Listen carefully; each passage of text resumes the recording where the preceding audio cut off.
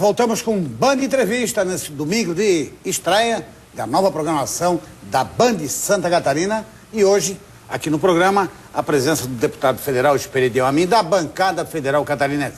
São 16 deputados federais e 3 senadores que representam o estado Barriga Verde no Congresso Nacional. Deputado, esse escândalo da semana, né? Toda semana, sempre tem um escândalo em Brasília. Por que é fácil se envolver, ou o outro lado pensa que não vai haver, vai continuar na impunidade? Vânio, cada vez que estoura um escândalo, a gente pode ficar constrangido, mas tem que celebrar a liberdade. Liberdade de hoje, roubar? Esse domingo é Páscoa. Tudo bem. Não, é um dia muito importante para a cristandade, para todos aqueles que conhecemos um pouquinho da Bíblia, do Novo Testamento. Esse é o dia da libertação. Então, junto com o escândalo, a gente sofre, porque o escândalo é sempre um mal feito, como diz a presidente Dilma. Mas, em compensação, ele só veio ao nosso conhecimento porque existe a liberdade. Em primeiro lugar, a liberdade de imprensa. Porque se não houvesse a liberdade de imprensa, isso ficaria escondido. Nós ainda lamentamos que demoramos a ficar sabendo. Você vê que nós ficamos sabendo aí dos casos do Cachoeira, né?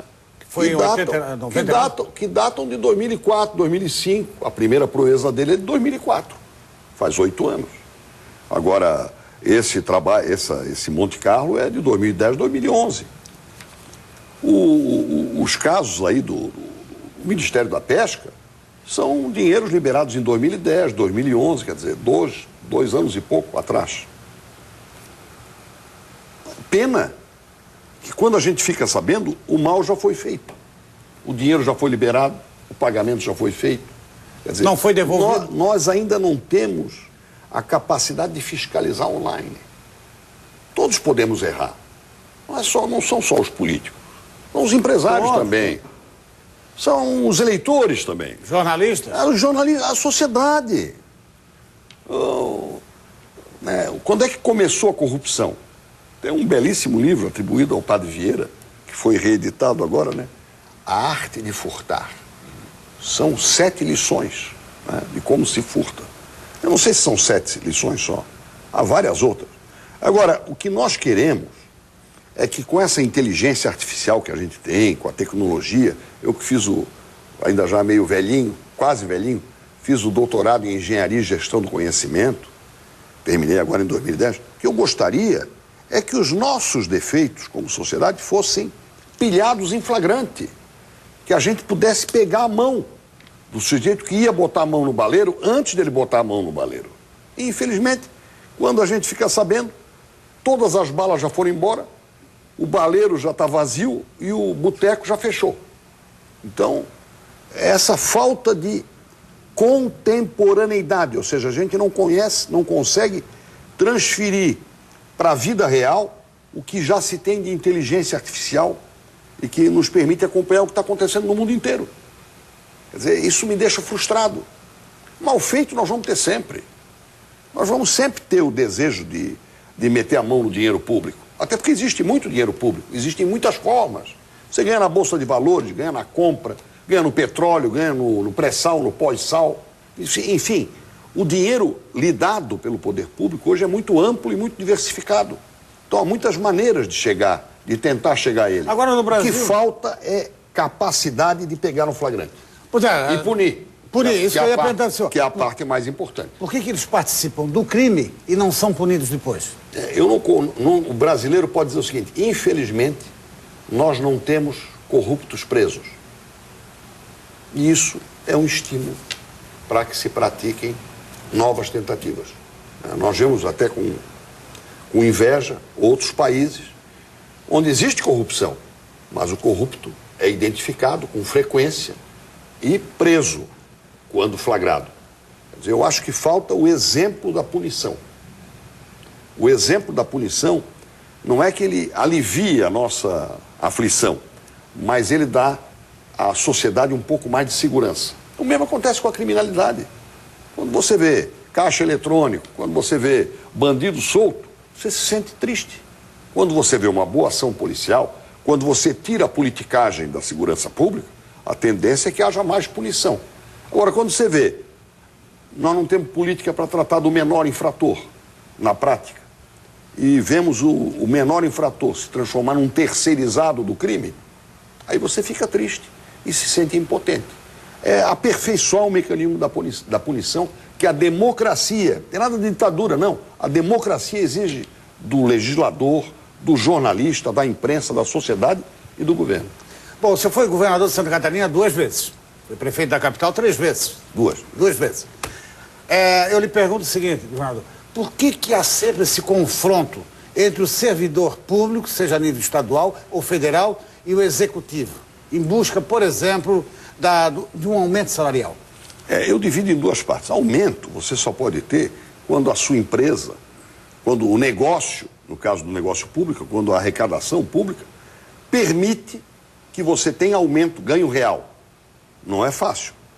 Agora, o que eu defendo é que a reposição salarial, a reposição da sua perda, que está assegurada pela Constituição, seja cumprida pelo governo. Muitos governos aqui em Santa Catarina não cumpriram. E qual foi o resultado? Aí essa encrenca da educação. O salário fica achatado por causa de abono disso, abono daquilo. No governo federal a mesma coisa. No governo Lula não foi dada a reposição salarial, que é assegurada pelo artigo 37, inciso 10 da Constituição. O governo da presidente Dilma também não está dando. Então isso vai acumulando um passivo que desestimula a carreira, desestimula a meritocracia e rouba. Isso é um roubo, é uma apropriação indébita do Estado contra o servidor. Até poderia se deixar de conceder num ano a reposição se o país estivesse numa crise tipo Grécia, tipo Portugal. Mas num país que está fazendo a Copa do Mundo, num país que diz que concedeu agora 60 bilhões de incentivos fiscais para a indústria. Discutíveis esses 60 bilhões, mas diz que, né? Num país que está construindo estádio com dinheiro público. Num país que criou cargos em comissão para a autoridade olímpica, para a Copa do Mundo, que tem uma proposta de criação do 40º ministério.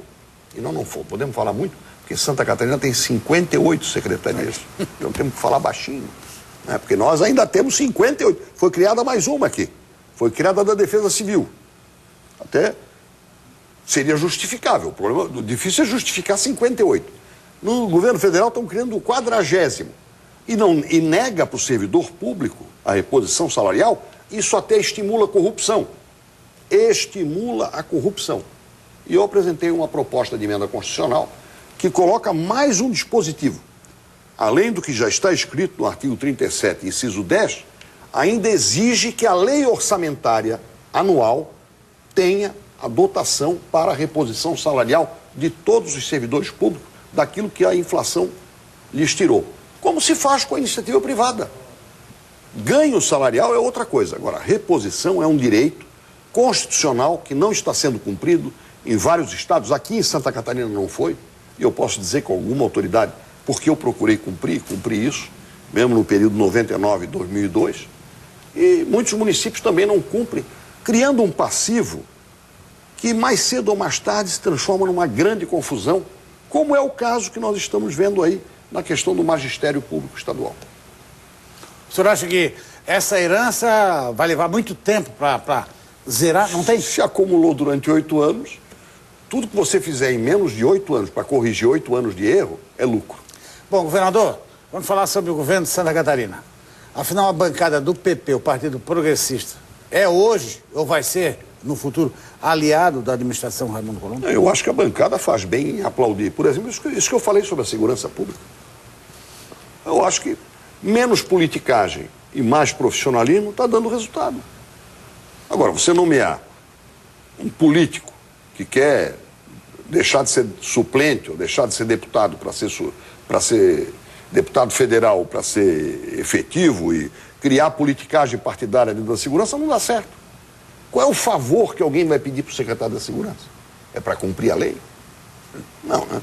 Então, isso tem que exigir profissionalismo, tem que prestigiar a carreira, a meritocracia, e aí começa a consertar. Eu acho que em Santa Catarina nós estamos no caminho certo. Acho que o governador fez bem em nomear um promotor de justiça. Aliás, como eu fiz também. O meu último secretário da Segurança é procurador de Justiça. O secretário de Justiça é procurador de Justiça. Podia ser delegado, alguém de carreira, mas que não tivesse pretensão política eleitoral. Pode até depois, quem sabe, até por reconhecimento, chegar a um outro cargo, mas exige determinação. Na educação, a mesma coisa. Nós precisamos dar à escola autonomia para ela aprender a se dirigir e ajudar o seu aluno, o seu professor, a dirigir a sua vida também. Porque ninguém sai com um prato feito da escola. Então, eu acho que nessas áreas, educação, saúde, segurança, a meritocracia, a competitividade do Estado exige uma administração duradoura, que ultrapasse o interesse eleitoral que todo partido carrega dentro de si. E eu acho que o governador agiu corretamente, né, especialmente nessas duas áreas que eu mencionei, ao dar esse conteúdo técnico de respeito à instituição, tanto no caso da educação, quanto no caso da segurança. Se o resultado vai ser bom ou não vai ser bom, o tempo dirá. Mas com a politicagem não há risco de dar certo. Então já foi tomada uma decisão correta. Quer dizer, o PP, nesses casos, vai apoiar o governo? Eu acho que deve. Eu acho que ninguém criticou mais do que a bancada do PP a politicagem na segurança pública. Ninguém criticou mais do que nós o esquema de vigilância, né, das escolas, centralizado aqui em Florianópolis numa empresa. Não sei se é Florianópolis ou São José, talvez nos dois lugares. No caso da merenda terceirizada, o Estado que quer exportar comida para o mundo, importa comida para os seus alunos de São Paulo? Que história é essa? Só para fazer negócio. Uniformes fabricados uniforme escolar, roupa. No estado da indústria têxtil, da confecção, o nosso uniforme vinha de Pernambuco, de São Paulo, só para fazer negócio. Então ninguém criticou mais do que a nossa bancada, com muita coragem, com muito destemor. Então, no momento que o governador anuncia e começa a executar correções, tem mais é que aplaudir.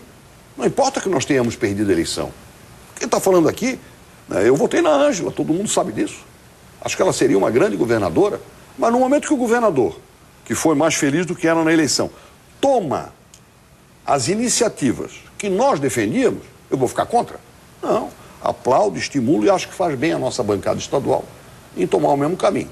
O negócio de fisiologismo por cargo é que eu acho errado. E esse erro a nossa bancada não cometeu. Agora, que ela seja tratada com respeito, sem ódios, sem mesquinharias, acho que também é uma atitude republicana do governador. E eu, pelo que vejo, ele está tomando esse cuidado de ter um tratamento republicano. E a nossa bancada também tem dado a recíproca. Para encerrar, uma mensagem de Páscoa. Eu gostaria muito que esse fosse um dia de paz para todos, para as famílias, um dia de reflexão, um dia de libertação, um preconceito a menos, sempre é bom, uma vitória a mais, quem sabe, e acima de tudo, que cada um de nós, dentro da sua convicção religiosa, dentro da sua convicção política, até de preferência de clube, aprenda a compreender o outro. Ele tem o direito de pensar diferente de nós. Eu acho que esse é o grande momento deste dia tão importante para a cristandade e para o mundo. Bom, deputado federal Espírito Homem, muito obrigado pela sua participação nessa estreia do Band Entrevista. Eu que fico honrado. Até uma próxima oportunidade. Fico honrado, muito obrigado. E a você, telespectador, muito obrigado pela preferência nessa primeira edição do Band Entrevista, na Band de Santa Catarina, e até domingo que vem. Boa noite e obrigado pela audiência.